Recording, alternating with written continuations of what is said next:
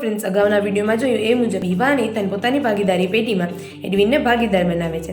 માટે તેઓએ પોતાની પેઢી ઈટ એન્ડ શિપની મિલકતો અને દેવાનું પુનઃમૂલ્યાંકન કરવું પડશે. દાખલા તરીકે અહીં જમીન મકાન આપેલા છે 1,40,000, જેની બજાર કિંમત 20% વધુ છે. મશીનરી આપેલી છે 70,000, જેની બજાર કિંમત 10% ઓછી છે. ફર્નિચર આપેલું છે 80,000, જેની બજાર કિંમત છે 60,000. પેટર્ન આપેલી છે 10,000, જેની બજાર કિંમત છે 0. લેણદાર આપેલા છે 80,000, જેને આપણે 10% ઓછી કિંમત ચૂકવશું, અને દેવી હુંડી આપેલી છે 20,000, જેને પણ આપણે 10% ઓછી કિંમત ચૂકવશું.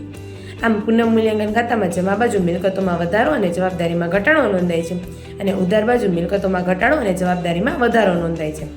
દાખલા તરીકે અહીં જમીન મકાનની કિંમતમાં 20%થી વધારો થાય છે, માટે તે પુનઃમૂલ્યાંકન ખાતામાં જમા બાજુ નોંધાશે જમીન મકાન 28,000. મશીનરીની કિંમતમાં ઘટાડો થાય છે, માટે પુનઃમૂલ્યાંકન ખાતામાં ઉધાર બાજુ મશીનરી 7,000. તેવી જ રીતે ફર્નિચર નોંધાશે પુનઃમૂલ્યાંકન ખાતામાં ઉધાર બાજુ 20,000. પેટર્ન નોંધાશે પુનઃમૂલ્યાંકન ખાતામાં ઉધાર બાજુ 10,000.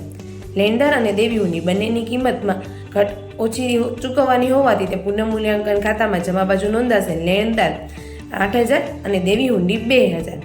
આમ આપણે જમા બાજુના સરવાળામાંથી ઉધાર બાજુનો સરવાળો બાદ કરશું, માટે બાકી મળશે 1,000, જે આપણે ભાગીદારના મૂડી અથવા ચાલુ ખાતે લઈ જઈશું. Thank you.